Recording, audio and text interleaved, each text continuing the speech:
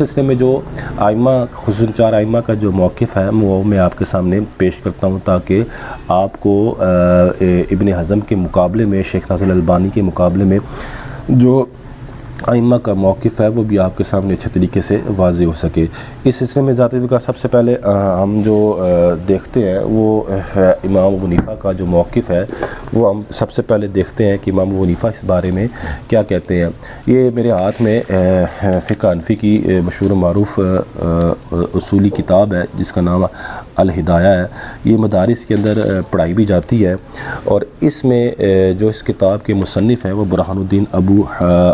ابی الحسن علی بن ابی بکر فرغانی الملغینانی ہیں، اور انہوں نے اس میں فقہ حنفی کے جو مفتابی اقوال ہے وہ تقریباً اس کے اندر انہوں نے ذکر کیے ہیں، اور اس میں اس سلسلے میں وہ کیا کہتے ہیں کہ پہلے تشہد کے اندر دعا مانگنے کے بارے میں یہ کیا کہتے ہیں، اور اسی تناظر میں ذرا کر آپ کو یہ بھی سمجھ میں آ جائے گا کہ پہلے تشہد کے اندر درود پاک پڑھنے کے بارے میں بھی یہ آئمہ کیا کہتے ہیں۔ اب یہ ہدایہ کتاب الصلاۃ ہے اور یہ جلد پہلی ہے اور صفحہ نمبر 113 ہے۔ اس میں جو صاحب ہدایہ ہے وہ پہلے تو جو ہے نا یہ ہدایہ جو ہے وہ قدوری کی شرح ہے، اس کی جو آگے وضاحت کرتے ہوئے قدوری اور دیگر متون کی یہ شرح ہے ہدایہ، تو اس کی آگے وضاحت کرتے ہوئے یہ متن کی میں کیا کہتے ہیں اور پھر اس کی شرح میں صاحب ہدایہ کیا کہتے ہیں۔ متن جو ہے وہ اس میں لکھا ہوا ہے کہ فقہ حنفی کا جو مستند اس بارے میں موقف ہے وہ یہ ہے، وہ کہتے ہیں ولا یزید علی ھذا فی القاعدۃ الاولی، یعنی اس کا ترجمہ یہ ہے کہ پہلے قاعدے میں تشہد سے زیادہ کچھ بھی نہیں پڑھا جائے گا، یعنی یہ فقہ حنفی کا یہ سب سے اہم بڑا اور موقف ہے کہ پہلے تشہد میں تشہد سے زیادہ کچھ بھی نہیں پڑھا جائے گا، یعنی 4 رکعت کی نماز پڑھ رہے ہیں، خصوصاً فرض نماز پڑھ رہے ہیں، تو اس میں پہلا جو قاعدہ ہے اس کے اندر یہ کہتے ہیں کہ تشہد کے علاوہ کچھ نہیں پڑھا جائے گا۔ اب انہوں نے اپنے موقف پر دلیل کیا دی صاحب ہدایہ نے، وہ کہتے ہیں لقول ابن مسعود، حضرت عبداللہ بن مسعود رضی اللہ تعالیٰ عنہ کے قول کی، ان کے فرمان کی وجہ سے یا ان کے حدیث کی وجہ سے، وہ کیا ہے، وہ کہتے ہیں علمنی رسول اللہ صلی اللہ علیہ وسلم التشہد فی وسط الصلاۃ وآخرہا،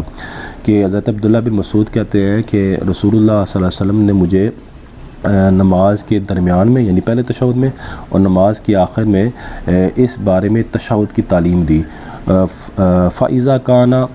وسط الصلاۃ نَہَضَ، اور جب رسول اللہ صلی اللہ علیہ وسلم، اب کانا کا جو یہ حدیث پاک ذات زیور میں آپ کے سامنے بالتفصیل پہلے پڑھ چکا ہوں۔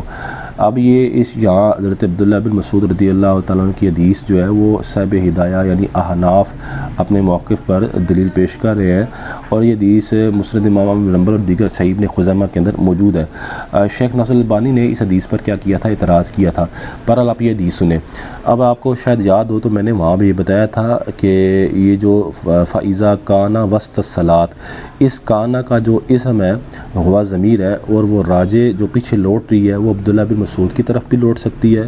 اور وہ جو ضمیر ہے جو اس کا اسم ہے کانا کا وہ رسول اللہ صلی اللہ علیہ وسلم کی طرف بھی لوٹ سکتی ہے۔ اب مطلب یہ بنے گا، اگر ہم جیسے میں نے یہ دونوں تفصیل میں آپ کے سامنے پہلے جب یہ میں نے روایت بیان کی تھی شروع میں وہ میں بیان کر چکا تھا، پھر بھی میں آپ کے سامنے یہ دونوں ترجمے کر دیتا ہوں۔ یہ کہتے ہیں فَإِذَا كَانَ وسط الصلاۃ نَہَضَ، کہ اگر اس کا کانا کا اسم ہوا ضمیر جو اگر راجع بسوء رسول اللہ صلی اللہ علیہ وسلم ہو تو اس کا ترجمہ یہ ہوگا کہ عبداللہ بن مسعود فرماتے ہیں کہ رسول اللہ صلی اللہ علیہ وسلم نے ہمیں نماز کے اول تشہد میں اور نماز کے آخر تشہد میں رسول اللہ نے ہمیں تشہد کی تعلیم دی۔ اور فَإِذَا كَانَ وسط الصلاۃ، اور جب نبی علیہ السلام نماز کے درمیان میں تھے،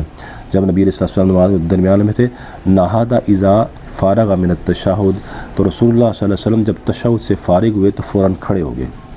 اگر اس کا کانا کا جو اسم ہے اس کا وہ راجع بسوء یعنی وہ ضمیر اگر پیچھے رسول اللہ صلی اللہ علیہ وسلم کی طرف لوٹتی ہے تو اس کا پھر ترجمہ یہ ہے، اور اگر اس کانا کی جو ضمیر ہے وہ عبداللہ بن مسعود کی طرف لوٹتی ہے تب بھی اس کا ترجمہ یہ ہے کہ عبداللہ بن مسعود کیا ہوئے، وہ نماز کے درمیان میں جب تشہد سے فارغ ہوئے تو کھڑے ہو گئے، یعنی پہلے تشہد میں جب وہ تشہد سے فارغ ہوئے کھڑے ہو گئے۔ وَإِذَا كَانَ آخر الصلاۃ، اور جب اب آگے بھی کانا کا وہی ترجمہ کر لیں رسول اللہ صلی اللہ علیہ وسلم یا عبداللہ بن مسعود، اور جب وہ نماز کے آخر میں تھے